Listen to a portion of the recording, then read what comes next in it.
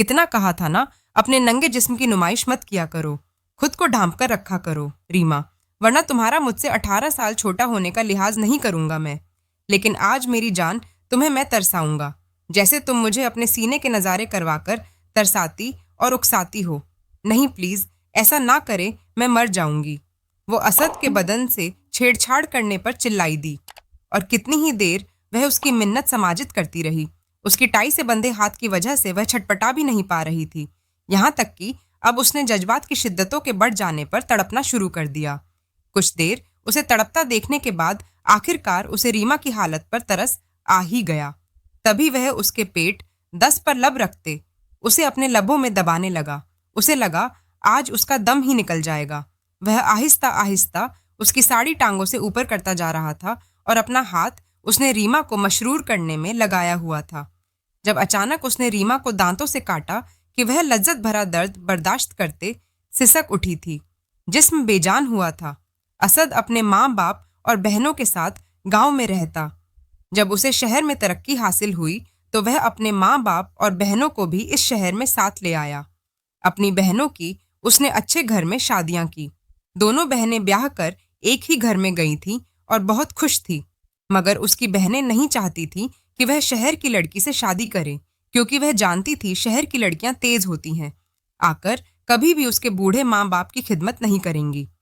तभी उन्होंने सोचा था कि वह उसकी शादी गांव की ही एक कम उम्र मगर खूबसूरत लड़की से कर देंगे, ताकि वह उनके काबू में भी रहे और उनके माँ बाप की खिदमत भी करती रहे और उफ तक भी ना करे।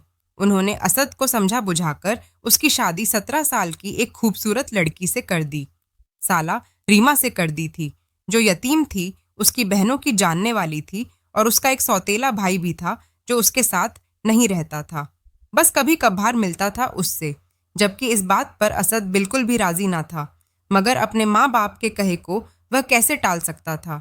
इसलिए असद, जो कि एक बहुत फरमाबरदार बेटा था, उसने अपने माँ बाप का कहा मानते हुए रीमा से शादी कर ली। मगर रीमा उससे 18 साल छोटी थी। यह बात उसको खटक रही थी कि वो आज होने वाले मरहले से अनजान तो नहीं होगी, मगर जैसे ही वह उसके करीब गया तो उसे मालूम हो गया कि वह इस सब के बारे में कुछ नहीं जानती थी। उसकी आज की रात के अरमानों पर ओस पड़ी थी, वह भी बुरी तरह। वो सिगरेट सुलगाने के लिए बाहर बालकनी में निकल गया, जबकि रीमा ने, जो अपने हाथों को मस रही थी, अपने दूल्हे को अपने से दूर जाता देखकर दिल महसूस सा करके, उसकी बहनों ने उसे समझाया था अच्छी तरह कि उसको अपनी तरफ कैसे माइल करना है। मगर वह पहले ही दिन नाकाम ठहरी थी। उसने दिल में सोच लिया था कि वह जरूर असद को पाकर रहेगी। सुबह जब वो लोग नाश्ते के लिए नीचे गए तो उसकी बहनों ने रीमा से दरियाफ्त किया, क्या असद उसके पास आया था और उसे छूने की कोशिश की और अपनी रात सही से गुजारी थी। जिस पर वो मुंह बनाकर नफी में सर हिला गई, हिचकिचाते हुए, आपी वह जो भी मुझसे पूछ रहे थे, मुझे उन बातों का पता ही नहीं था। मैं क्या करती? मैं तो चाहती थी वो मेरे करीब आए, मगर वो गुस्से से उठकर बालकनी में चले गए। उसने एक एक लफ्ज सच बता दिया था, जिस पर उसकी दोनों बहनें सर थाम कर रह गई थीं। अरे यह क्या कर दिया तुमने पगली? वो जैसा जैसा कहता वैसा वैसा कर देती। अब से हम तुम्हें उसको रुझाने की क्लासेस देंगे, और याद रखना, तुम्हें हमारे हर कहे पर अमल करना होगा। अगर तुमने ऐसे ना किया तो असद तुम्हें छोड़कर शहर की किसी और शादी लड़की से शादी कर लेगा। क्या तुम ऐसा चाहती हो? उसकी बड़ी नंद ने उसकी तरफ देखते हुए जेरिक निगाहों से पूछा था। जानती थी कि वह असद को कभी किसी और का होने नहीं देगी। गांव की लड़कियां अपने मर्दों के मामले में बहुत हसास होती है। नहीं, मैं अपने शौहर को किसी से भी नहीं बांटूंगी। मैं उनसे मोहब्बत करती हूँ। मैं कैसे अपना शौहर किसी और को दे दूं? वह एकदम रोते हुए बोली, जब उसकी दूसरी ननंद ने उसका कंधा थपकते हुए कहा था, बस फिर जैसा हम कहेंगे वैसा ही करना, वरना कोई चुड़ैल आएगी और तुम्हारे शौहर को ले उड़ेगी और तुम कुछ भी नहीं कर पाओगी, रोती रह जाओगी। समझी तुम? वो एकदम से घिरते लहजे में बोली, जिस पर उसने असबात में सर हिलाया था। उसकी नंदी 2-3 दिन वहीं रही थी और उसको जो जो टिप्स बताती थी, इन पर वह अच्छी तरह अमल करने की कोशिश करती, मगर उससे असद के सामने सब गलत हो जाता। अब असद भी जैसे पत्थर का हो गया था। उसकी तरफ राघव ही नहीं होता जिस पर वह दिल महसूस करके रह जाती। आखिर वह ऐसा क्या करे कि उसका शौहर उसकी जानिब राघव हो जाए? वह रातों को बैठकर सोचा करती थी, मगर उसके जहन में ऐसी कोई बात नहीं आती थी। वह निहायत सलीकामंद लड़की थी। न सिर्फ उसके माँ बाप का ख्याल रखती, उनकी खिदमत करती, बल्कि उसके लिए भी उनके मनपसंद खाने बनाती ताकि वो उससे कभी नाराज ना हो, उसे खुश रहा करे और उसे अपने करीब कर ले। मगर वह क्या जानती थी कि वह उसको खाने बनाकर खुश तो कर सकती है, मगर उसकी जिस्मानी ख्वाहिशात का क्या असद एक भरपूर मर्द था उसे अपनी नफसी ख्वाहिशात के लिए भी तो कोई चाहिए था जिसके साथ वह अपनी पूरी जिंदगी गुजार सके, मजे ले सके। मगर वह अपनी इस कम उम्र बीवी से क्या कहता, उसको तो सोचते हुए भी शर्म आती। उसको अपनी तरफ से पूरी कोशिशें करते हुए देखकर असद ने उसका एडमिशन कॉलेज में करवा दिया। वहां जाकर उसे एक नई दुनिया का मालूम होने लगा था। असद चाहता था कि वह खुद तालीम हासिल करे, साथ साथ उसे ऐसी चीजों का भी शोर हासिल हो वो जो खुद उसको नहीं बता सकता था। उसे कॉलेज जाते हुए छुबारे 7 माह बीत चुके। अब वो काफी बातों के बारे में जान गई थी। उसकी सहेलियां भी बहुत सी बातें करती जिसका उसे पहले से मालूम ना होता, जैसे कि बॉयफ्रेंड की बातें, बॉयफ्रेंड उनको कैसे खुश रखता है, ऐसी बातें। मगर उसका तो शौहर था, उसको भला बॉयफ्रेंड की क्या जरूरत। हाँ, वो यह सब कुछ अपने शौहर पर अप्लाई कर सकती थी। वो सोच रही थी, आज उसने सोचा था कि वह घर जाकर कुछ ना कुछ तो जरूर नया करेगी जिससे असद उसकी तरफ अट्रैक्ट होगा। मगर वह क्या जानती थी कि असद उसकी कम उम्र की वजह से और लड़कियों की जानिब जाने लगा है। आज वह घर गई तो वह अपने साथ एक लड़की को लेकर आया था जिसे देखकर वह फटी आंखों से उसे देखने लगी। वह नहीं जानती थी कि असद उस लड़की को घर क्यों लाया जब वह खुद ही उसके पास जाती पूछने लगी थी। यह कौन है? उसने डरते डरते सवाल किया था। जब वह खुश दिली से मुस्कुराते हुए बोला, यह मेरी बिजनेस पार्टनर है, इसने मेरी बहुत मदद की है।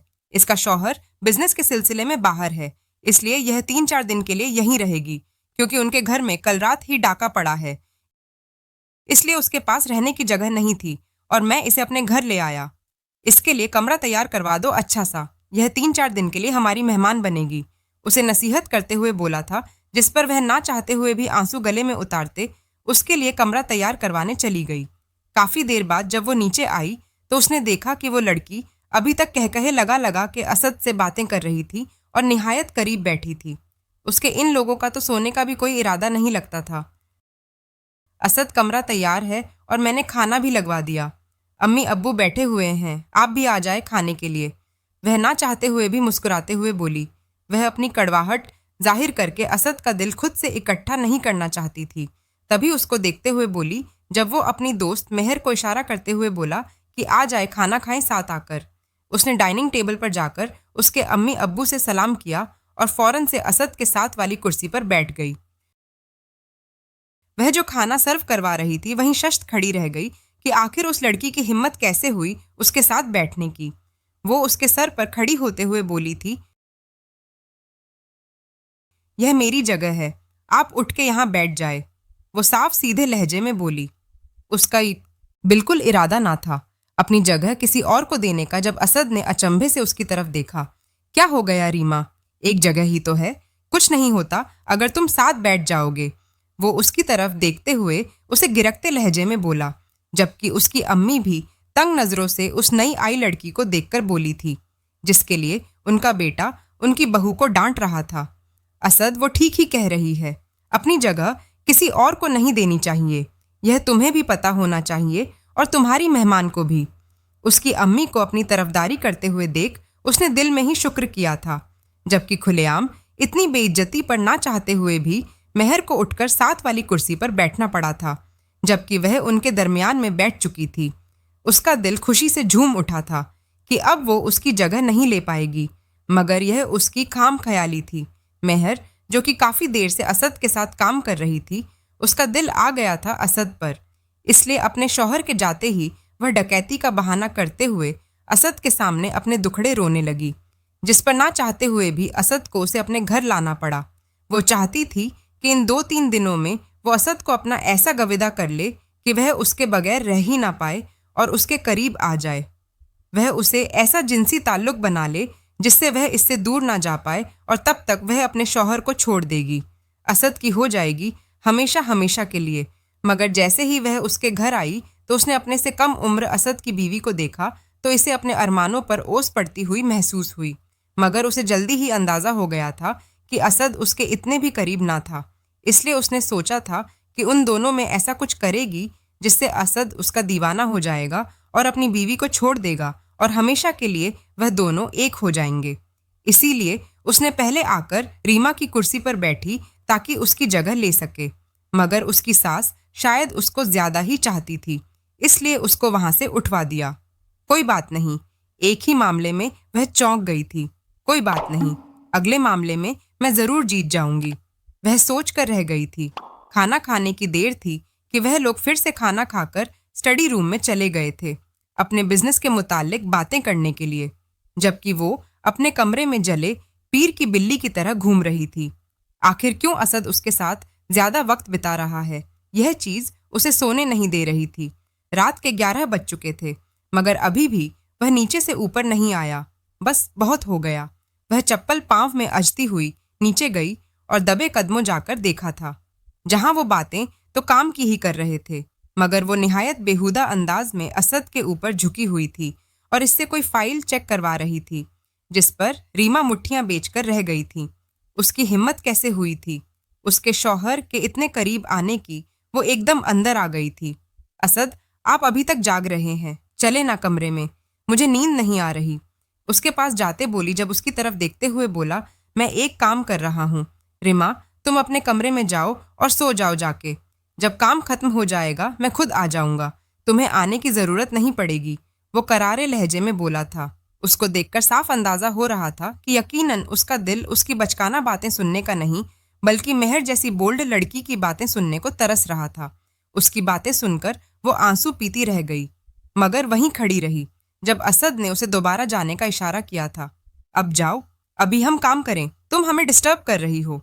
वह उसको जाने का कहते बोला था जब मेहर उसे तंजिया देखकर बोली, लगता है तुम्हारी गांव की बीवी को शहरी बात समझ नहीं आती, यहाँ से जाने का क्या लोगी मैडम। वो आईब्रो उचका कर कहते हुए तंजिया लहजे में बोली। उसकी मुस्कुराहट में साफ जीत का नशा था कि देख लो, तुम बीवी होते हुए भी उसको तस्खीर नहीं कर पाई, और मैं कल की आई औरत उसे जल्द ही अपनी जानिब माइल कर लूंगी। यह देखकर वो टूटे दिल से अपने कमरे में आई थी। मरे मरे कदमों से जैसे वह कमरे में दाखिल हुई, बेड पर गिर के बुरी तरह रोने लगी थी। उसे अपनी खूबसूरती और अपने आप से शदीद नफरत सी महसूस होने लगी कि आखिर वो क्यों उसे अपनी तरफ अट्रैक्ट नहीं कर पा रही थी। क्या फायदा उसकी इस खूबसूरती का। वो बिलक बिलक कर रोती रही थी, मगर वो नहीं आया था। काफी देर बाद जब वह कमरे में दाखिल हुआ तो उसे रोते हुए देखकर परेशानी से उसकी तरफ बढ़ा था। क्या हुआ रीमा, तुम रो क्यों रही हो? उसके पास बैठते वो इसे पिचकारते हुए बोला था। उसे अच्छी तरह अंदाजा था कि वो रात देर से आया था, इसलिए रो रही है। तभी मीठे लहजे में बोला, जब वो उसका हाथ झटक गई थी, जाएं आप अपनी उस होती सोती के पास, देर से आप उसके पास बैठे थे, आखिर ऐसा क्यों करते हैं आप? वह सिसक कर बोल रही थी जब उसकी आंखों से आंसू साफ कर गया। ऐसी कोई बात नहीं है मेरी जान, मेरी बीवी तो तुम हो, मतलब तुम्हें छोड़कर कहीं जा सकता हूँ मैं? उससे तो काम की बातें करनी थी ना, और वो जरूरी भी थी। उसकी तरफ देखते हुए उसके बालों में हाथ चलाते बोला, जब उसके सीने से लग गई थी, अब मैं आपको कहीं नहीं जाने दूंगी, चुप करके यहाँ मेरे साथ सो जाइए। वह इसको धमकाते हुए बोली, जिस पर वह हंसते हुए उसके साथ लेट गया।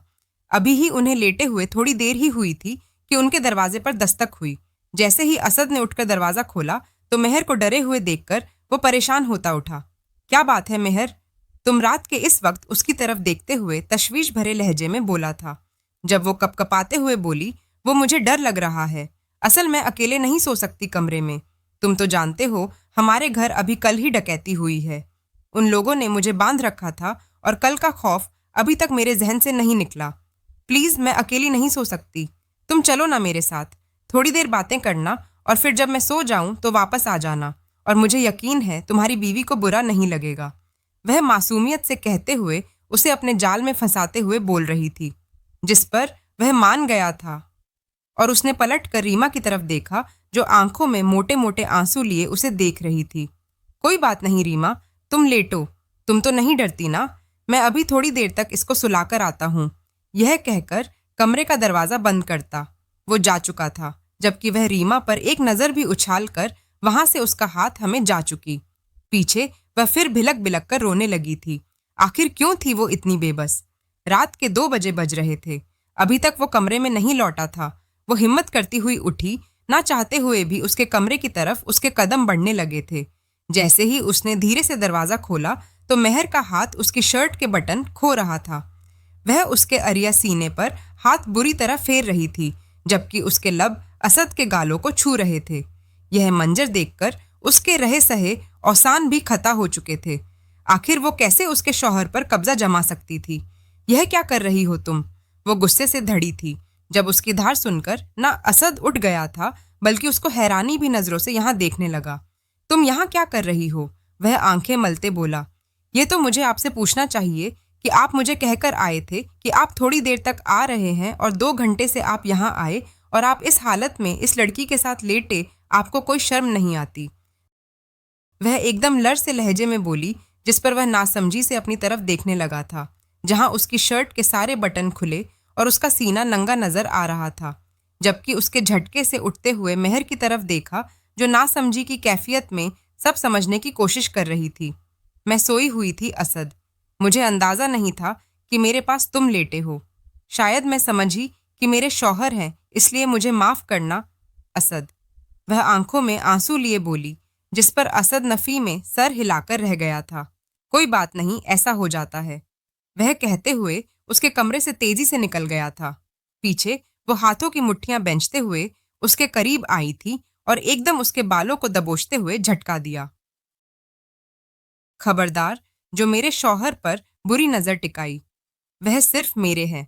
अगर तुमने उनको जरा सा भी अपने जाल में फंसाने की कोशिश की तो यह तुम्हारी सुनहरी जुल्फों को काट कर रख दूंगी और तुम्हारा मुंह नोच लूंगी। समझी तुम? झटका देकर वो उसे वहां से चली गई थी। पीछे मेहर गुस्से से अपने बेडशीट नोचकर रह गई। यह तुमने अच्छा नहीं किया, अपने पैर पर खुद कुल्हाड़ी मारी है। अब देखना मैं तुम्हारे शौहर को कैसे तुम्हारी आंखों के सामने अपना बनाती हूँ और तुम कुछ नहीं कर पाओगी।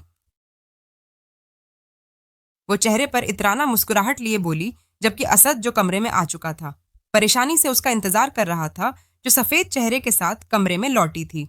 मेरी बात सुनो रीमा, वो उसका हाथ थामने की कोशिश करते बोला। खबरदार, मुझे हाथ में मत लगाइएगा, मुझे आपकी कोई बात नहीं सुननी। वो उसका हाथ बुरी तरह झटकते सोने के लिए लेट चुकी थी। असद ने महसूस किया था सोते हुए भी उसका वजूद पूरी तरह हिल रहा था। यकीनन वो रो रही थी, मगर वो उससे बात करने की कोशिश ही नहीं कर रही थी। असद ने उसे बहुत बार पुकारा, मगर आगे से खामोशी का पहरा था। सुबह भी जब वो लोग उठे तो उसने देखा कि साथ में रीमा मौजूद नहीं थी। यकीनन वो नीचे जा चुकी होगी नाश्ता बनाने के लिए। वह जब नक्सक से तैयार होता हुआ नीचे उतरा तो नाश्ता मेज पर लगा चुकी थी, जबकि वह सब बैठे नाश्ता शुरू ही करने वाले थे। अपनी जगह पर बैठते हुए भी उसने असद से कोई बात नहीं की। असद परेशानी से उसका चेहरा देख रहा था, जो उसके साथ बात करने के लिए तैयार ना लगती थी। असद, जल्दी करो, पता है ना हमारी इंपॉर्टेंट मीटिंग है। मेहर उसकी तरफ देखते हुए बोली, जब वो अपने लब काट कर रह गई थी। असद मेहर के कहने पर जल्दी जल्दी खाना खत्म करने लगा और उसके साथ ऑफिस के लिए निकल गया। पीछे वह अपने लब काट के रह गई। आंसू एक बार फिर पलकों की बाढ़ तोड़कर बाहर आने लगे थे। वो आखिर किससे मदद तलब करती? वो जानती थी कि मेहर कोई भी मौका हाथ से जाने नहीं देगी। जरूर उसके शौहर पर डोरे डालेगी और इसे अपनी तरफ रागिब करना चाहेगी। अगर उसने इसको तस्खीर कर लिया तो वह कहाँ जाएगी? वो यह सोच सच कर अंदर ही अंदर घुल रही थी। जब उसकी सास ने उसकी परेशान हाल सूरत देखी तो उसको अपने कमरे में बुलाया था। उस वक्त उसके ससुर भी अपने कमरे में मौजूद ना थे। वो दोनों तन्हा थे। जब उसको पिचकारती हुई बोली थी, बेटा मुझे बताओ क्या बात है। उनके कहने की देर थी कि उसने रोते हुए अलीफ तक ये सारी कहानी सुना दी, जिस पर वो भी परेशान हुई। उनका बेटा सीधा साधा था, लेकिन वह किसी औरत के मामले में पड़ जाता तो वह इसे वापस लाना यकीनन मुश्किल होता। यह सोच उनके जहन में लहर आई तो वह सर झटके रह गई। बेटा, तुम्हें साबत कदमी से काम लेना होगा। असद के दिल में अपनी जगह बनानी होगी। मुझे तो समझ नहीं आता कि उस लड़के के दिमाग में चल क्या रहा है। क्यों अब तक तुम्हारी तरफ रागिब नहीं हुआ? इतनी फरमाबरदार बच्ची हो तुम। वो इसके मुंह को प्यार से चूमते हुए बोली, जिस पर वह उसकी तरफ देखते हुए बोली थी, मैं क्या करूं अम्मा, आप ही बताएं मुझे कि मैं क्या करूं जिससे वह मेरे साथ सही से जिंदगी गुजारे। मेरी तरफ देखें।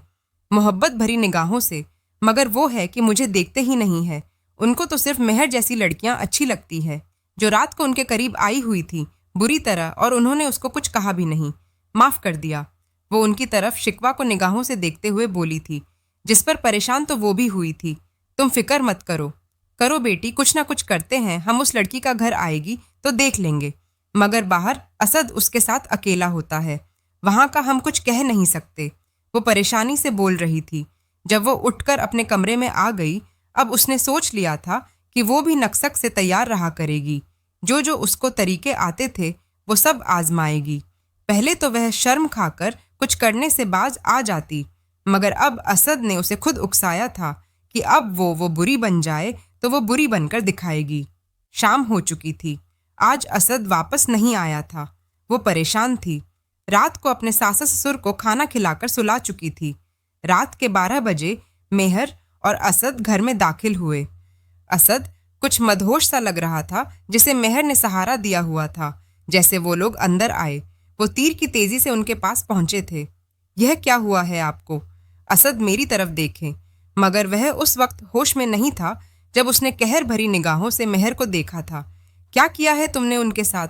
क्यों नहीं उनको होश आ रहे? इस हालत में तो नहीं आते, पहले यह क्या किया है तुमने इनके साथ? वो उसको कच्चा चबा जाने वाली नजरों से देखते हुए बोली। जब वो अय्यार नजरों से उसको देखते कहने लगी, वो क्या है ना, हम लोग एक पार्टी में चले गए थे, वहां असद ने ड्रिंक कर ली। तुम तो जानती हो ना, ड्रिंक करके किसी को होश कहाँ रहता है। और असद ने मुझसे इजहार मोहब्बत किया, देखना चाहोगी वो? उसकी आंखों में आंखें डाले हुए तंजिया हंसते लहजे में बोल रही थी, जिस पर वो नफी में सर हिला गई। तुम झूठ बोल रही हो, मेरे असद ऐसा कभी नहीं कर सकते। वो गर्दन अकड़ाते हुए बोली।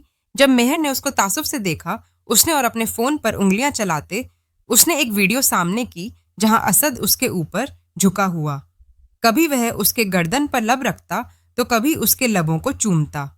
यह देखकर वह टूट कर रह गई थी। असद के ऊपर से हाथ छूटते लम्हों में नीचे गिरे थे, जब वो कहकहा लगाकर हंसी। अब बोलो, और भी कुछ जाना बाकी है क्या? वो उसकी तरफ देखते हुए उसे तंज के तश से घायल करते हुए बोली थी। दफा हो जाओ, मेरी नजरों के सामने से तुम्हें देख लूंगी। और असद को जबरदस्ती उसके हाथ से छुड़वाते हुए अपने कमरे में ले गई।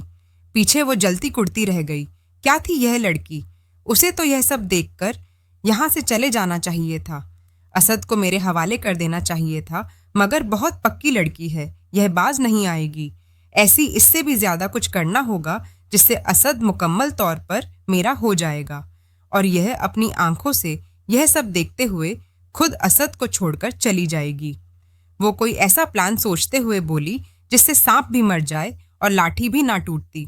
असद बातों ही बातों में उसे बता चुका था कि रीमा कम उम्र है, जिसकी वजह से वह इस पर अब तक हक नहीं जमा पाया, और उसकी भी काफी नफसी ख्वाहिशात है जिन्हें वह पूरा करना चाहता है। उसके करीब आना चाहा और उसके लबों पर झुकी। जब असद ने उसे रोका भी ना था, शायद वह भी यही चाहता था कि उसे किसी जिस्म की तलाश थी, मगर जहन बार बार उसको यह ताने दे रहा था कि यह एक गैर महरम है, जिस पर वह उसे झटके से हटा गया। और मीटिंग से वापसी पर जब वह लोग बिजनेस डील के सिलसिले में रेस्टोरेंट गए तो वहां उसने उसको जानबूझकर ड्रिंक करवा दी, जिस पर वह अपना होश खो बैठा था। और तभी उसकी बेहोशी का फायदा उठाते उसने गाड़ी में उसके साथ गंदी गंदी तस्वीर बनवा ली, ताकि वह घर जाकर उसकी बीवी को दिखा सके और उसकी बीवी खुद उसको छोड़कर चली जाए। मगर यहाँ तो सब मामला ही पलट चुका था। उसकी बीवी यह सब देखकर भी असद को छोड़कर ना गई, बल्कि उसको लेकर अपने कमरे में साथ चली गई। तुम देखती जाओ मैं तुम्हारे साथ करती क्या हूँ। तुम्हारी आंखों के सामने असद को अपना बनाऊंगी, बस कल की देर है। अगले दिन उसकी नंदों ने उसको दावत की थी। वह सारे लोग दावत पर इनवाइटेड थे। जब असद की कॉल आई कि वह वहां वक्त पर नहीं पहुंच पाएगा, आज उन लोगों का वहीं रुकने का इरादा था, जबकि असद ने कहा था वो रात को वहां आ जाएगा, मगर रात हो गई, वो अभी तक नहीं आया। और उसको दिल ही दिल में यह बात खटक रही थी कि असद क्यों वहां नहीं आया था। क्या बात है? मुझे तुम परेशान लग रही हो। लड़की आ जाएगा, वो इतनी परेशान भी ना हो, तुम्हारा ही शौहर है। उसकी नंद उसे छेड़ते हुए बोली, जिस पर वो नफी में सर हिला गई। आप नहीं जानती, उस लड़की को वो मेरे शौहर को हासिल करना चाहती है और कुछ ना कुछ करके उन्हें पालेगी, इसलिए मैं डरती हूँ। रात देर तक जब वह बाहर रहते हैं तो कुछ अच्छा नहीं होता। वो परेशान कुन लहजे में बोली, जिस पर वो इसे देखकर रह गई थी। मोहब्बत करने लगी हो असद से? वो उससे पूछते हुए बोली, जिस पर वह आंसू बहाते असहद भरी मुस्कुराहट से बोली, शौहर हैं वो मेरे, उसके पास मेरे लिए कोई चारा भी नहीं था। वो कंधे उचका गई। यह सब ठीक नहीं है, असद मदहोश सा बोला। और वो असद आज तन्हा था जिसका फायदा उठाते वो असद के जूस में जोशीली नशे की दवा मिला गई, जिस पर वो बेकाबू होते उसे अपने करीब खच चुका था। आओ ना मेरे पास असद। वो इसकी गोद में बैठकर ब्लैक नाइटी से उसे जलवे दिखाते बोली, तुम रीमा हो ना, मेरी रीमा। मेहर उस वक्त खलवत के मौके पर रीमा के जिक्र पर कड़कर रह गई थी, मगर क्या करती। उसे उस वक्त अपना मकसद अंजाम देना था, इसलिए फौरन अज़बात में सर हिलाते बोली, हाँ असद, मैं तुम्हारी रीमा ही हूँ। उसके इतने कहने की देर थी कि असद ने मेहर की गर्दन में हाथ डाले, करीब किया और इसे रीमा समझे उसके नरमो मुलायम हट चूसने लगा, जबकि दूसरा हाथ वो इसकी नाइटी को सिरकाती उसकी रानियों को सहला दबा रहा था। प्लीज असद, यह क्या करें, वो रीमा बनते बोली, मगर दिल से चाह रही थी कि रुको मत असद, इससे भी आगे जाओ और मुझे तस्खीर कर लो। मैंने ड्रामा करने के शुरू में थोड़ी मजाहमत करने की कोशिश की, मगर अपनी तलब की वजह से उसने असद के गले में अपनी बाहें डाल दी। अब उसके अंदरूनी छेड़छाड़ से भरपूर लुत्फानंदोज होते हुए उसकी बाहों में सिसक रही थी। जिस्म हौले हौले कपकपा रहा था। उसका दिल कह रहा था कि वो एक औरत का घर तोड़ रही है, मगर जिस्म का अंग अंग कह रहा था कि मैं थोड़ा कर रही हूँ, असद कर रहा है। वो तो खुद उसे रीमा समझ रहा है और उसके करीब आ रहा है। तन्हाई हो, दो जवान जिस्म और सबसे बढ़कर नशा भी हो तो बहकना लाजिम हो जाता है। असद भी बहक रहा था, और क्यों ना बहकता। मेहर जैसी भला का साथ जो था, उसने होठों को सक्क करते जब वही अमल उसके जिस्म के साथ किया तो मेहर का एतराज सिसकने में बदल गया। असद अब मेहर के होठों को चूमते गर्दन पर पहुंचा और यहाँ से नीचे उसका सीना छुपा रखा। असद ने जैसे ही नाइटी हटाई, कमरे का दरवाज़ा झटके से खुला था और अंदर न सिर्फ रीमा बल्कि असद के माँ बाप और बहनें भी आई थीं। रीमा, जो मेहर के फ़ोन से आने वाली तस्वीर देखकर दंग रह गई, फौरन रात के पहर निकलने लगी तो उसके जाने की वजह सब ने दरियाफ्त की थी, जिस पर वह सबको एक एक बात बता गई थी। उस पर सभी उसके साथ वापस आए। मेहर को अंदाजा ना था कि वह सबको हकीकत बताकर अपने साथ ही ले आएगी। अंदर का मंजर देख उन पर जैसे कयामत टूट पड़ी, और जैसे ही मेहर की निगाह दरवाजे पर गई तो वह किसी बिजली के झटके की तरह से असद से दूर हुई थी और फटाफट खुद को ढकने लगी। यह मैंने कुछ नहीं किया, मैंने कुछ नहीं किया, वो खौफ से कपकपाते हुए बोली। असद ही मेरे करीब आया था, मुझे रीमा समझकर मेरे साथ जबरदस्ती करने लगा। मैंने उसको कहा भी मैं रीमा नहीं हूँ। वो जल्दी से अपनी आंखों में मगरमच्छ के आंसू लाते बोली। जब उसकी नंद ने आगे बढ़ते हुए कसकर उसका मुंह थप्पड़ों से लाल किया, एक के बाद एक थप्पड़ बरसाती जा रही थी वो उसके मुंह पर। कमीनी, क्या हम अपने भाई को नहीं जानते? तू ही फसाद की जड़ है, क्यों रहने आई है यहाँ? वह उसके बाल दबोचते हुए बोली, जिस पर उसका सारा सर हिल कर रह गया था। मेरा यकीन करो, मैंने कुछ नहीं किया, यही आया था यहाँ पर मेरे करीब। वो असद को खुद से दूर धकेलते हुए बोली, जो एक तरफ लड़खड़ाकर नशा उसके सर पर चढ़ चुका था, जबकि उसके माँ बाप ताबा ताबा करते कमरे से बाहर निकल चुके, जबकि रीमा पत्थर की मूरत बने असद को देख रही थी। उसकी बहन ने पानी का भरकर जग लाते हुए असद के मुंह पर उंडेला, जिस पर वह झटके से होश में आया और आंखों को मसल कर उठा। क्या हो रहा है यहाँ? आप सब लोग क्यों इकट्ठे हैं? वो अपना दर्द से फटता सर थामते बोला। जब मेहर को अपने करीब अरियां साथ देखकर वो शश्त रह गया। तुम यहाँ क्या कर रहे हो? वो भी इस हालत में मेरे साथ? वो इसको देखते हुए तनकीदी निगाह से बोला था, मगर जब अपने ऊपर नजर पड़ी और सबको देखा तो अपनी जगह से खड़ा हुआ और अपनी बीवी को देखा जो बेयकीन नजरों से उसे देख रही थी। नफरत है मुझे आपसे। कैसे कर सकते हैं आप मेरे साथ ऐसा? मुझे धोखा देते रहे और मुझे यह कहते रहे कि मैं छोटी हूँ और दूसरी लड़कियों से मजे लेते रहे। तो है आपकी मोहब्बत पर, आपकी चॉइस पर। वो यह कहते हुए उसके मुंह पर एक जोरदार थप्पड़ असद के मुंह पर मारकर अपने कमरे में चली गई, जबकि उसकी नंदे मेहर को बालों से दबोच कर उस घर से बाहर निकाल चुकी थी। वो धड़ रही थी, चिल्ला रही थी कि उसको अपने पूरे कपड़े तो लेने दो, मगर उन्होंने उसकी एक न सुनी और उसे अपने घर से बाहर निकाल दिया, जबकि अब वह नीचे लांच में अपने माँ बाप के सामने सर नीचे किए बैठा था। नजरें शर्म से झुकी थी, उठने के काबिल ना रही थी, जबकि उसके बाप ने उठकर आगे आते उसके मुंह पर एक थप्पड़ मारा और यही उसकी माँ ने भी किया था। हमें शर्म आ रही है तुम्हें अपना बेटा कहते हुए। हमने तुम्हें शहर इसलिए तो नहीं आने दिया था कि तुम अपनी तरबियत ही बुला दो। क्या हमने तुम्हारी यह तरबियत की है कि तुम एक बेटी की जिंदगी उजाड़ दो और दूसरी के साथ जिना करो? तुम पर हमें अफसोस है कि तुम हमारी औलाद हो।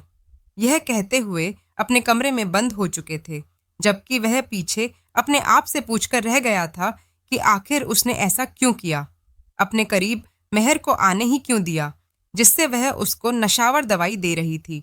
सब कुछ गलत हो गया था और जब वह अपने कमरे में गया तो वह वहां मौजूद नहीं थी, बल्कि गेस्ट रूम में शिफ्ट हुई थी। उसने उससे बात करनी चाहिए। दरवाजा खटखटाता रहा, मगर उसने दरवाजा नहीं खोला था। प्लीज दरवाजा खोलो। रीमा, आई एम सॉरी, यह सब मैंने जानबूझकर नहीं किया, वो सिसकते बोला। वह पूरी रात उसके कमरे के बाहर बैठा रहा था। अंदर वह रोती रही और बाहर वो।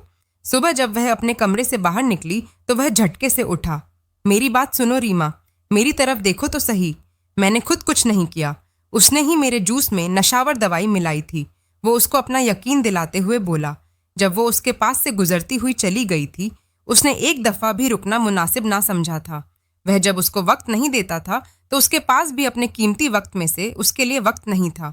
अब उसने सोच लिया था अच्छी तरह कि उसने असद को कैसे तड़पाना है, इसलिए वह खामोशी से नीचे चली आई और सबके लिए नाश्ता बनाने लगी।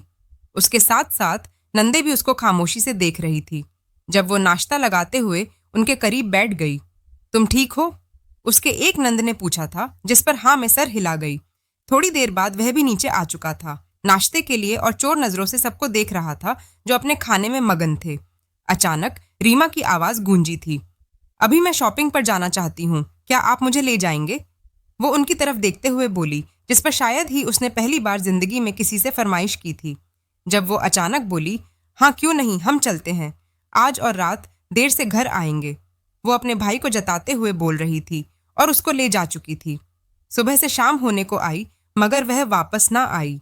असद अब बेचैन हो चुका था। आज तो वह ऑफिस भी नहीं गया था। इतना सब कुछ हो जाने के बाद आखिर वो कैसे ऑफिस चला जाता? जहनी सुकून जो मुयसर ना था। दिल बार बार हमक कर रीमा के बारे में सोच रहा था, जो ना जाने उसके बारे में क्या सोच रही होगी। जैसे ही उसने निगाह दरवाजे पर डाली तो वो दंग रह गया, क्योंकि वहां अपनी नंदों के साथ जिस लड़की को उसने देखा था यकीनन वह रीमा थी, मगर वह इतनी बदली हुई कैसे लग रही थी। रीमा ने अपने लंबे घुटनों तक आते बाल कटवाकर कंधे तक करवा लिए।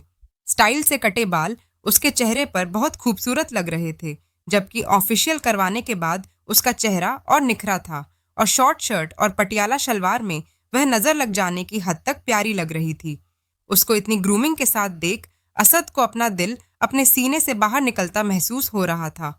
उसने करीब जाना चाहा और वह इसको इग्नोर करके वहां से चली गई, जबकि उसके नंदे हंसती दबाती वो अपने अम्मी अब्बू से मिलते हुए उन्हें अल्लाह हाफिज कहकर वहां से जा चुकी थी।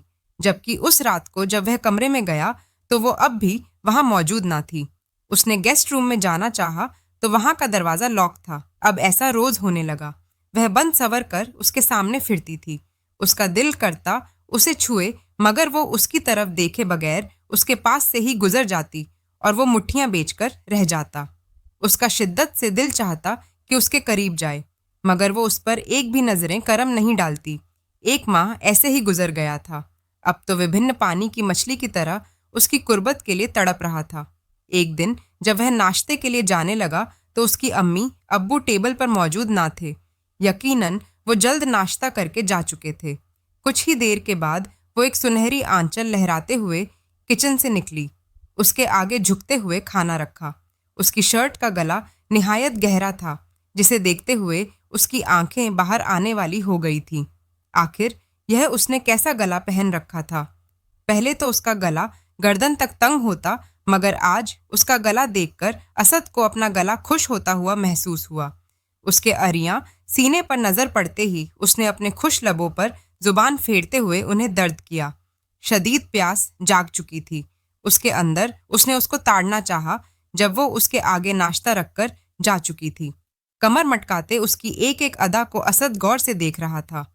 दोपहर को भी वह काम खत्म करके जल्द ही घर लौट आया। जब उसे खाना दे रही थी तो उसको खाना देते हुए कई बार उसे अपने दर्शन भी करवा चुकी थी, जिस पर वह बेचैन हुआ। ऐसा सिलसिला चल निकला था कि वो एक दिन नहीं कई दिन चला, और कई दिन से वह जब यह महसूस कर रहा था, मगर उसका हौसला नहीं बढ़ रहा था कि वह उससे बात करे या उससे कहे, क्योंकि अब तो वह उसे घास भी नहीं डालती। यह चीज उसे बहुत दुख देती थी। उसे लाख बार माफी मांग चुका था, मगर वह सर झटक कर वहां से चली जाती, जैसे उसकी बात की कोई अहमियत ही ना हो उसके लिए। अब वो किसी प्यासे की मानत घूमता रहता। आज फर्श पर पानी की फिसलन की वजह से फिसल चुकी और ऐन उसकी गोद में गिरी। छोड़े मुझे, वो कुसुम आई, मगर वह उसकी नरमाहट महसूस करने में इतना खो चुका था कि अंदाजा ही ना हुआ कि कब उसके लबों पर झुक चुका था। वह इसे पीछे धकेलने लगी, मगर यह सब करना उसके बस की बात कहाँ थी। वह इसे छूटना चाह रही थी, जबकि वह इसे खुद में भीना चाह रहा था। झटके से उसने इसके होठों पर काटा कि वो सिसक कर उसे छोड़ गया। खबरदार, जो मुझे भी उस अपनी मेहर की तरह समझा। वो उसे मेहर का ताना मार चुकी थी। जब वो कलश का रह गया, अगले दिन संडे था। वो नीचे आया तो रीमा कहीं नजर ना आई। वो पूरा घर देख चुका था, मगर वो कहीं थी ही नहीं। अब जब वह उसकी तरफ रागिब हुआ तो फिर वह क्यों उसे तरसा रही थी? अपने माँ बाप से पूछने की हिम्मत उसमें थी नहीं। मुंह सुझाए बैठा था। कई घंटे गुजर चुके जब दोपहर को उसने जब्त के बंधन तोड़ते अपनी माँ से पूछ ही लिया, रीमा कहाँ है? आ गई उसकी याद। क्या यह भी याद है तुम्हें कि वह भी तुम्हारी ही बीवी है? वाह! माँ के गहरे तंज पर वो लब बेच के रह गया। बाहर गई है घूमने, आ जाएगी उसका बेचारा सा मुंह देखकर। वो खुद ही बोली, किसके साथ? वो आंखें छोटी कर बोला, तुमसे मतलब आएगी तो पूछ लेना। वो हुंकारा भरती वहां से चली गई। वो जले पीर की बिल्ली बना उसका इंतजार करने लगा। रात के 9 बजे चुके थे और उसकी बस हो चुकी थी, और अचानक एक गाड़ी पोरिश के अंदर पहुंची तो वह दोनों गाड़ी से बाहर निकले, जहां असद जले पीर की बिल्ली की माँ ने रीमा का ही इंतजार कर रहा था। उसे गैर लड़की के साथ इतनी रात को आता देख उसका गुस्सा सवा नेज पर पहुंचा था, और वह तीर की तेजी से उस तक पहुंचा। कहाँ थी तुम सुबह से? ना मेरी कॉल्स उठा रही थी, ना ही मैसेजेस का रिप्लाई कर रही थी, और फोन भी बंद कर दिया। मैं वजह जान सकता हूँ इस सब की, और कौन है यह बताना पसंद करोगी? वो गुरकते लहजे के साथ बोला रीमा को।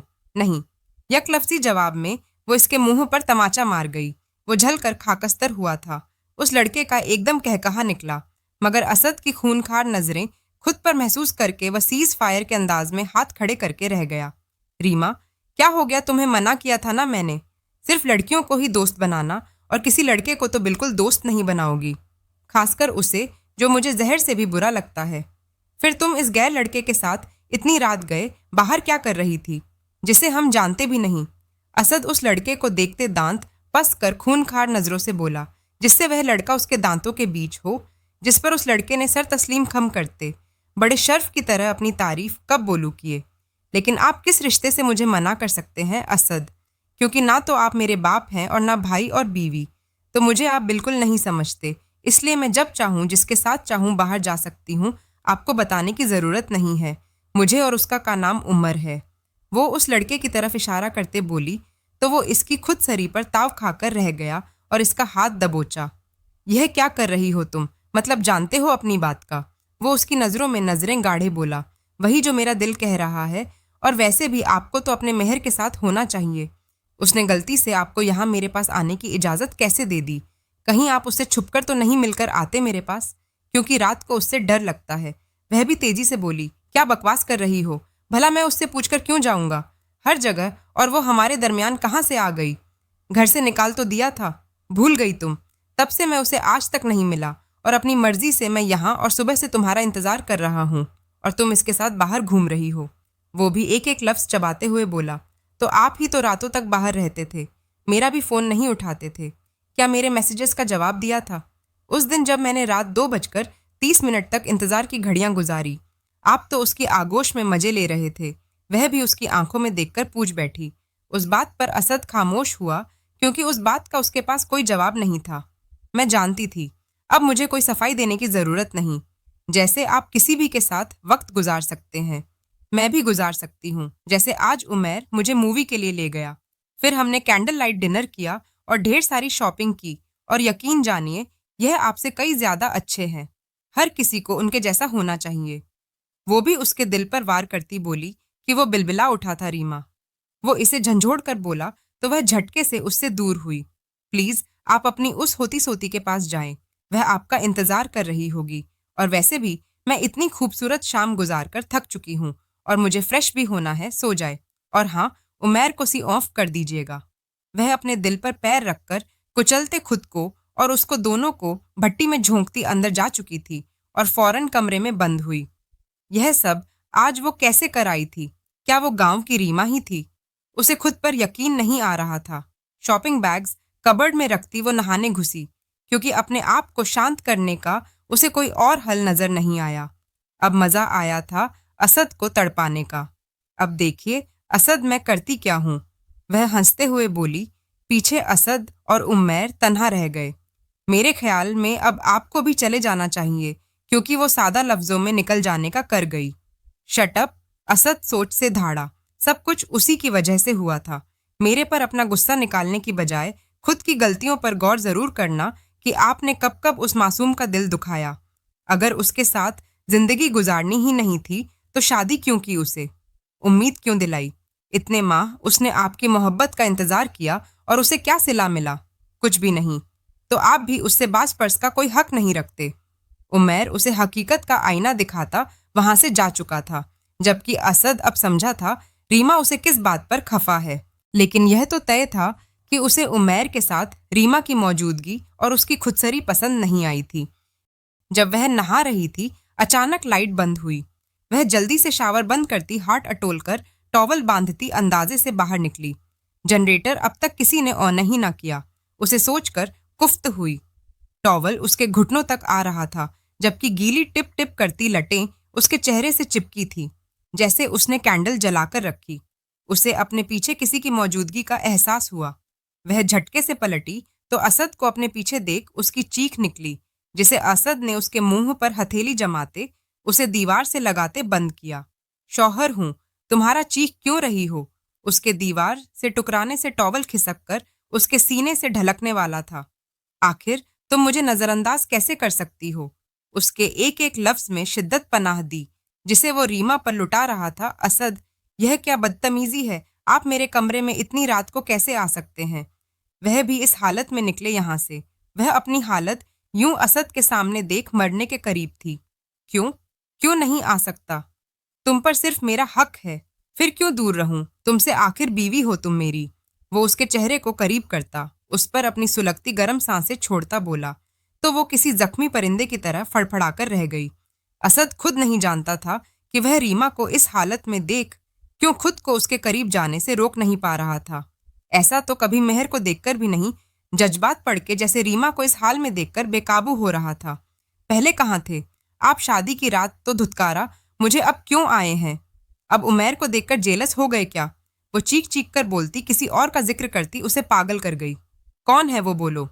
वो गुस्से से उसका मुंह दबोचते बोला, मेरे करीब आने का और मुझे पाने का हक सिर्फ आपको है, लेकिन उमैर से मेरा गहरा ताल्लुक है।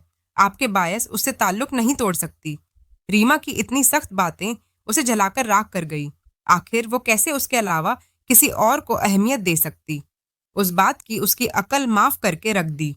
वो नहीं जानता था उमैर का उससे रिश्ता। वह गलत समझ बैठा था।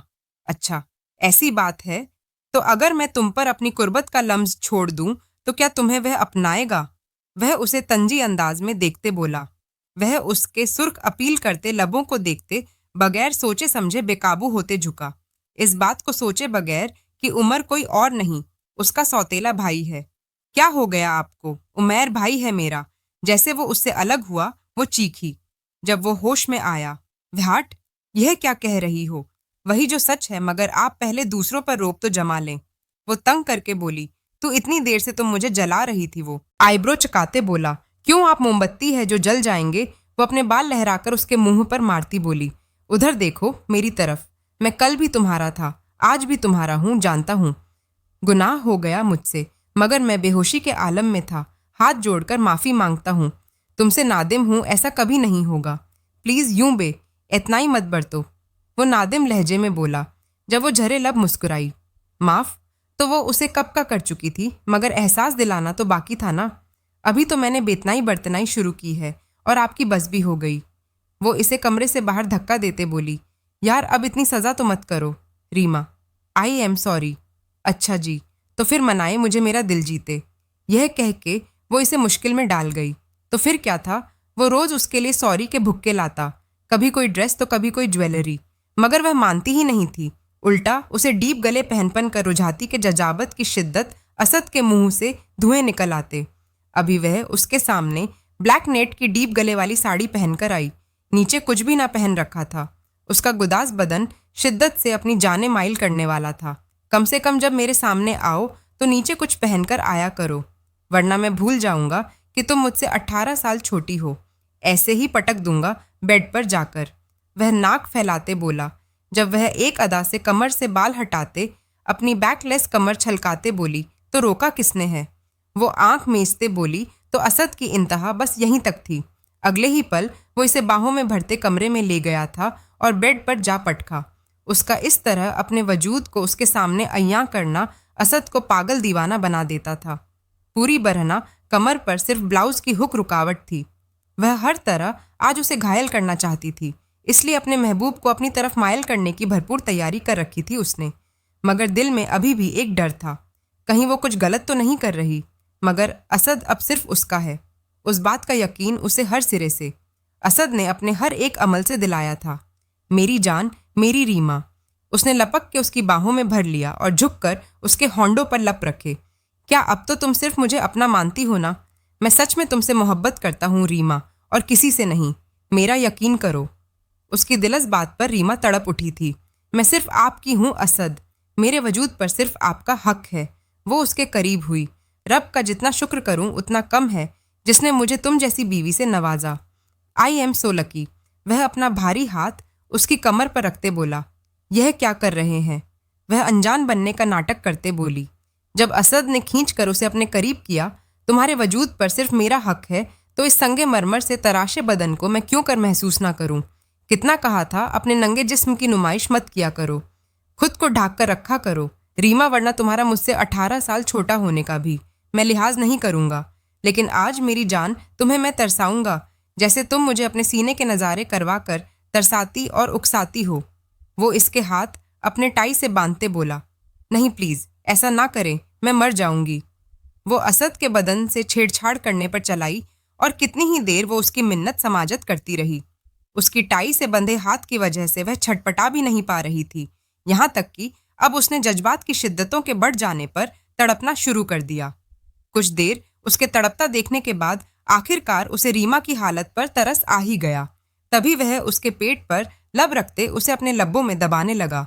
उसे लगा आज उसका दम ही निकल जाएगा। वो आहिस्ता आहिस्ता उसकी साड़ी से ऊपर करता जा रहा था और अपना हाथ उसने रीमा को मशहूर करने में लगाया हुआ था, जब अचानक उसने रीमा को दांतों से काटा कि वो लज्जत भरा दर्द बर्दाश्त करते सिसक उठी। जिस्म बेजान सा हुआ और वह अपने हठों से उसकी धतिया गर्दन को छूने लगा।